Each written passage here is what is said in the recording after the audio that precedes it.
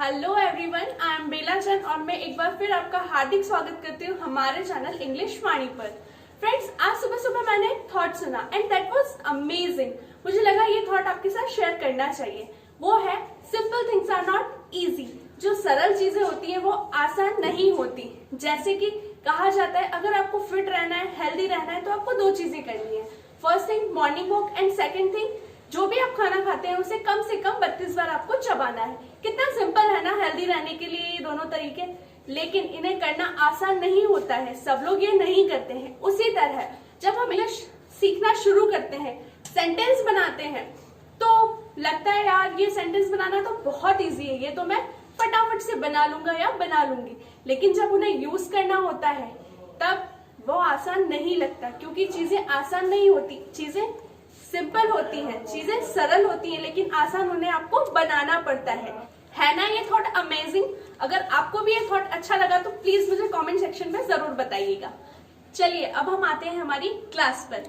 आज हम सेंटेंस बनाना सीखेंगे, नेगेटिव और इंट्रोगेटिव। ऐसे सेंटेंस जिनमें हम मना करते हैं या ना बोलते हैं। जैसे अगर मैं ये दिखाकर आपको कहूँ क्या ये बुक है, तो आप कहेंगे नहीं यह बुक नहीं है। अब इस सेंटेंस में आ गया नहीं, यह बुक नहीं है, आप इस चीज को नकार रहे हैं, तो ये हो गया नेगेटिव सेंटेंस। और जैसे कि मैंने आपसे पूछा क्या यह बुक है, तो ये क्या हुआ, मैंने आपसे एक प्रश्न पूछा। और जब भी किसी सेंटेंस में प्रश्न पूछा जाता है तो उसे कहा जाता है इंट्रोगेटिव सेंटेंस।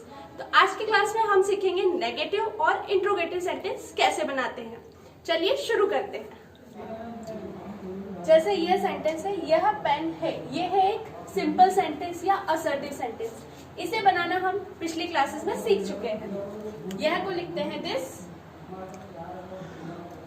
है के लिए आएगा इज, और पेन को कहते हैं pen, this is a pen. ये हम पहले सीख चुके हैं। अब हमें सीखना है नेगेटिव बनाना। अगर इसके साथ लग जाता है नहीं है, यह पेन नहीं है, तो इस सेंटेंस को इंग्लिश में कैसे ट्रांसलेट करना है। जैसे कहा जाता है verb is heart of sentence. Verb क्या है, किसी भी वाक्य का दिल होती है। तो यहाँ क्या होगा, जब भी हम नेगेटिव या इंट्रोगेटिव बनाएंगे तो चेंजेस किस में करेंगे, वर्ब के साथ करेंगे। यह को बोलते हैं दिस, इसके जस्ट बाद आएगी वर्ब इज, और जैसा कि मैंने कहा था चेंजेस कहाँ होंगे, वर्ब के साथ होंगे। तो वर्ब के जस्ट बाद लगाएंगे हम not, this is not a pen. ये हो गया हमारा negative sentence, this is not a pen. अब अगर इसे इंट्रोगेटिव बनाना है, इसी के साथ हमें प्रश्न पूछना है कि क्या यह पेन है, तो उसे कैसे पूछेंगे। जैसे यहाँ पे हमने वर्ब के साथ नॉट लगाया, यहाँ वर्ब के साथ हमने चेंजेस किए हैं। उसी तरह जब इंट्रोगेटिव बनाएंगे तो चेंजेस कहाँ होंगे, वर्ब में होंगे। वर्ब क्या करेगा, अपना स्थान चेंज करेगा। जैसे ये जो इज है, जो वर्ब है, ये कहाँ आ जाएगी, फर्स्ट प्लेस पे। इज दिस है हमारा subject, is this a pen. ये हो गया इंट्रोगेटिव सेंटेंस, और इसमें लास्ट में क्वेश्चन मार्क लगाना बहुत जरूरी है। इंट्रोगेटिव सेंटेंस की एक पहचान होती है कि इसके लास्ट में क्या आता है, क्वेश्चन मार्क। इसी तरह और सेंटेंस बनाते हैं, वह मेरा भाई था, वह को बोलते हैं ही। अब वर्ब क्या आएगी, यहाँ पे था है इसलिए वाज या वर, और सिंगुलर सब्जेक्ट इसलिए आएगा वाज। ही वाज मेरा भाई, माय ब्रदर।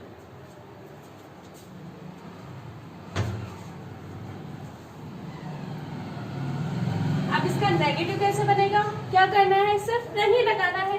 वह मेरा भाई नहीं था, ही वाज के बाद आ जाएगा not my brother, he was not my brother.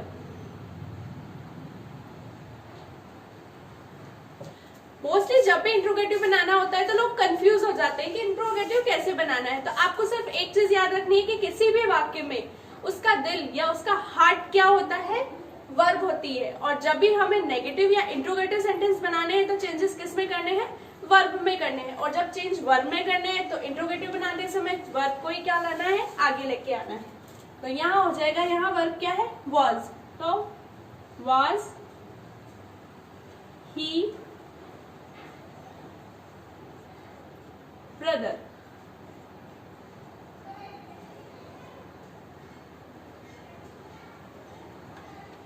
क्या वह मेरा भाई था? अब ये जो हम यहाँ इंट्रोगेटिव सेंटेंसेस बना रहे हैं, इनकी एक विशेषता है कि इस तरह के जो भी इंट्रोगेटिव सेंटेंस होंगे उनका आंसर यस या नो में आएगा। देखिए, क्या यह पेन है, हाँ या ना। या तो अपन यह कहेंगे कि हाँ यह पेन है, या फिर ना कहेंगे कि नहीं यह पेन नहीं है। क्या वह मेरा भाई था? अब इसका आंसर भी आएगा हाँ वह मेरा भाई था, या फिर ना नहीं वह मेरा भाई नहीं था। चलिए अब फ्यूचर वाले सेंटेंस बनाते हैं। राम घर पर होगा।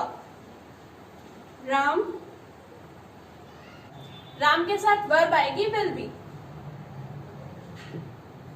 Ram will be at home, घर पर। इसका नेगेटिव कैसे बनाना है? Ram will not be at home. Ram will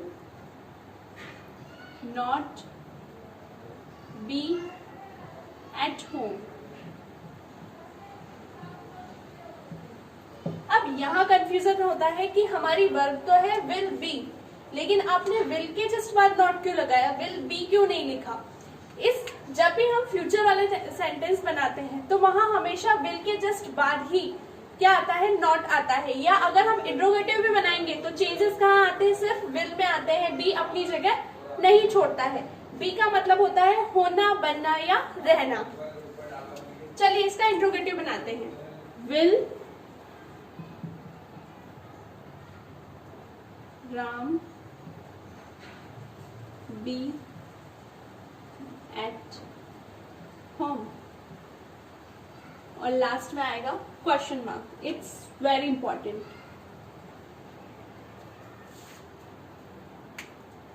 अब इसी तरह सेंटेंस बना के आपको प्रैक्टिस करनी है।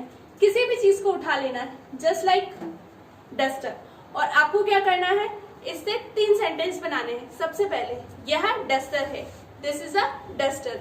यह डस्टर नहीं है, this is not a duster. क्या यह डस्टर है, is this a duster, was verb के साथ। जैसे यह एक डस्टर था, दिस वॉज अ डस्टर। यह एक डस्टर नहीं था, this was not a duster. और क्या यह डस्टर था, वॉज दिस अ डस्टर। अब ये थोड़ा अजीब लगेगा कि इसको हम ऐसे कैसे बोल सकते हैं, क्या यह था, नहीं था, लेकिन प्रैक्टिस करने के लिए आपको ऐसा करना पड़ेगा। जब आपकी प्रैक्टिस हो जाएगी तो आप इससे यूज टू हो जाएंगे और इन सेंटेंसेस को आप इजीली बोल पाएंगे।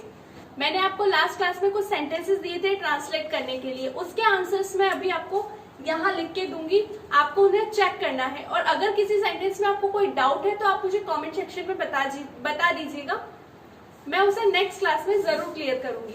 इसी के साथ मैं यहाँ कुछ और सेंटेंसेस लिखूंगी जिन्हें आपको ट्रांसलेट करना है, और उनके अलावा खुद से हिंदी के सेंटेंस क्रिएट करके आपको उन्हें ट्रांसलेट करना है। जितना आप प्रैक्टिस करेंगे उतना जल्दी और उतना अच्छे से आप इंग्लिश सीखेंगे।